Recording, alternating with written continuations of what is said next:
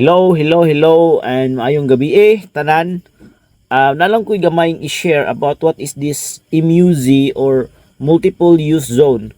Siguro kung ang inyuhang ang lugar kung sa amo gapuyo, namo like example sa Bilar, Batuan, Carmen ug Sagbayan, there's a chance no nga ang classification sa inyuhang lote is nabilong aning MUZ or multiple use zone.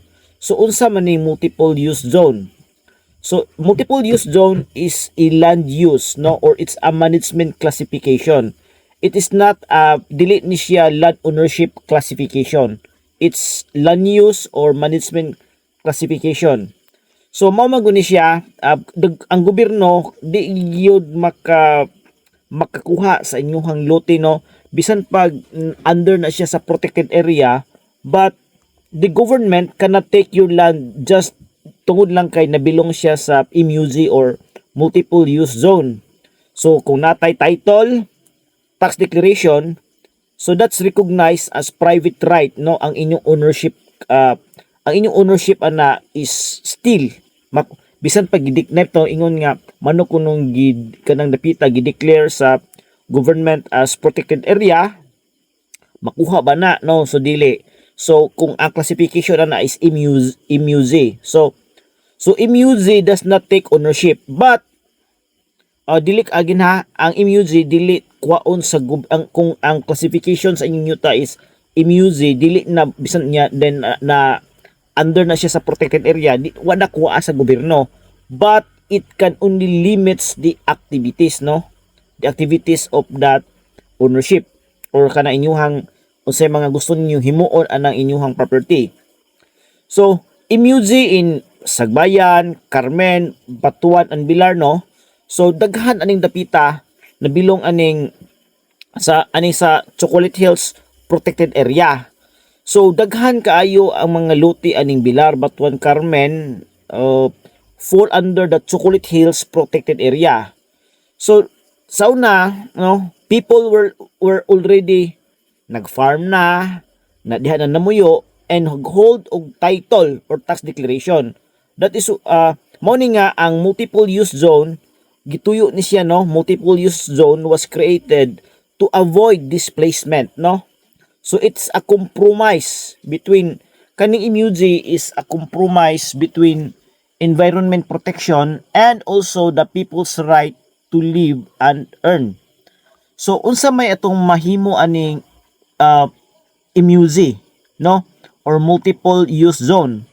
So under sa multiple use zone we can still do farming, like kung unsay existing for example sa Batuan or sa Carmen, Buenos Aires, Tambuan, La Paz, so kanang dapita nabilong magyud na siya sa Chocolate Hills protected area, and mostly sa ako mga clients kasagarahan MUZ ang classification kaya ito nakuha ko og zoning certificate sa MPDC office sa matay LGU. So we can still do farming, traditional farming like rice, coconut, or even mga root crops no. Then existing house and settlements o yun na pahawaon. Then small livestock raising, agroforestry. So pwede ni siyang mahimo anang dapita. Then like usa pa mga community-based tourism labi na nang duol sa Chocolate Hills no, mga homestays no, mga adventure daha unsay mahimo diha. But ang problema lang ana no, that all activities nga gimension ako is subject to PAMBI and DNR clearance.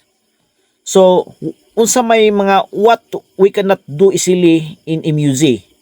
Di gid basta-basta na to mahimo aning mga lugar nga nakategorize og multi-use zone.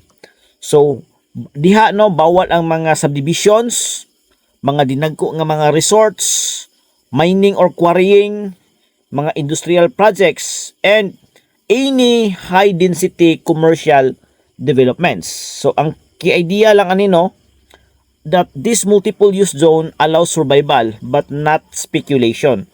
So ani lang ang problema lang kung natay mga property aning dapita, di gyud nato na basta-basta o mabaligya man siya pero we cannot command a higher price no.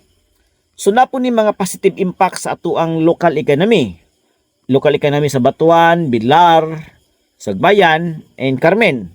So these people keep their livelihood. So one good thing is bisan pag na-declare na siya protected area sa gobyerno, but still ang mga tao can keep their livelihood, their farming continues, then tourism income no stays within the barangay, and small businesses thrive gihapon.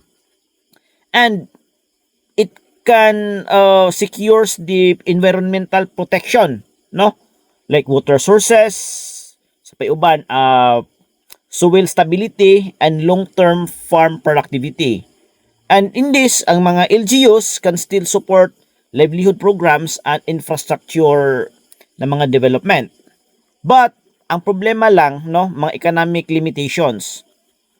Land value growth is low. So, hinay gyud kaayo ang appreciation sa mga property owners. Kung like example, i-compare sa Panglao, Tagbilaran, or other areas nga walay limitation no or dili under aning protected area, taas yun og appreciation value ang ilang mga property.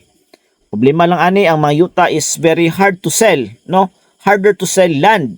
Ngano man ang mga investor makuan yun kay limited man ang mga activities no or naamang gani, but we need pambi clearance or DNR na mga clearances or mga sapay pangayoon dia sa DNR na to, no?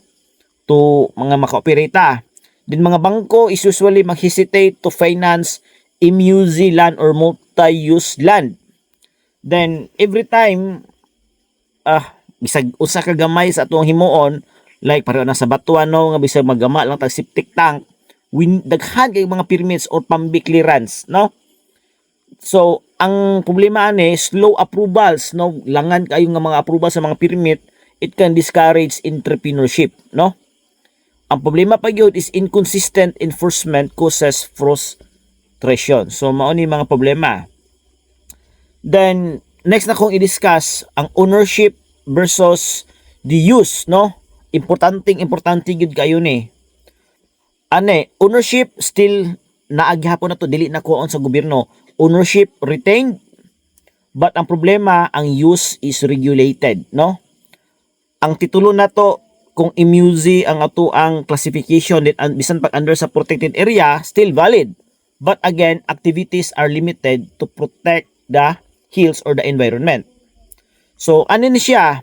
You still own the land, but you now share responsibility for protecting the environment. So unsa may mga trade-offs pud ani, no?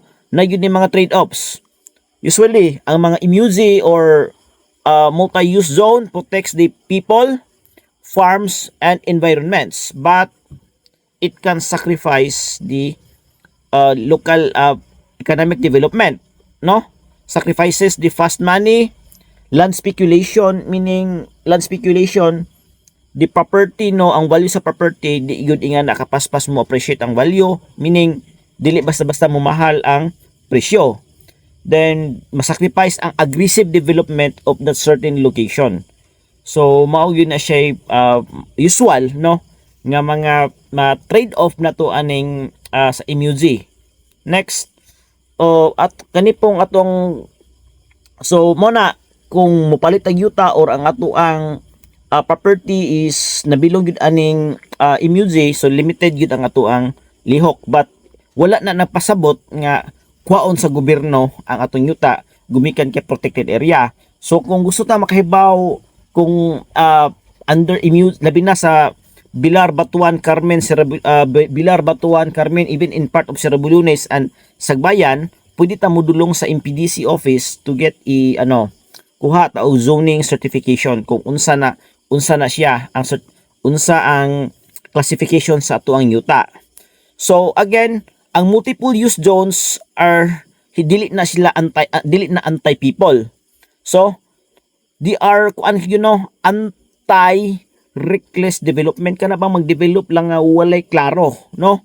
So ang question lang nato ani no is the question is not who owns the land, no? Ato ang manggihapon ning yuta, pero unsaon man nato nga ma-sustain ang ato ang mga panginabuhi, no? Mga negosyo nga dili maguba ang kinaiyahan or ang environment, no? Like at least man lang long term.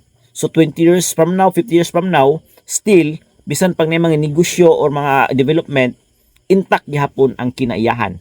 Okay. So once again, good evening, good evening, good evening.